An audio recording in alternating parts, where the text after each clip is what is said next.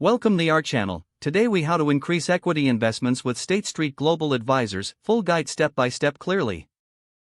To increase equity investments with State Street Global Advisors, start by researching the firm's investment philosophy. Understand the core principles behind their equity strategies. Review their range of equity funds, which cater to various investment goals and risk tolerances.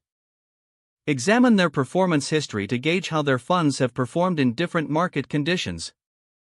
Analyze the management teams behind the funds to assess their experience and track record. Utilize their research resources to stay informed on market trends and economic outlooks. Consider your own financial goals and investment horizon before making decisions. Evaluate the fees associated with each fund, as they can impact long-term returns. Decide on the amount you wish to invest, ensuring it aligns with your overall investment strategy. Select a suitable account type for your investments, such as a brokerage account or retirement account. Proceed to open an account with a broker that offers access to State Street's equity funds. Complete the required documentation, ensuring all information is accurate and up to date. Transfer funds into your new investment account to facilitate trading. Once your account is funded, explore the options for purchasing equity funds offered by State Street.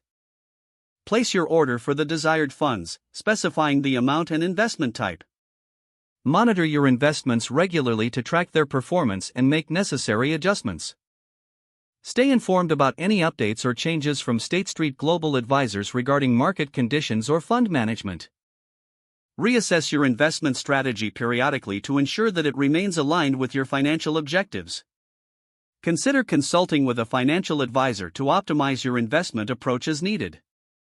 If the page does not load, refresh the browser or try again in a private or incognito window. Make sure you are using the correct email address, then retype it carefully to avoid small typos.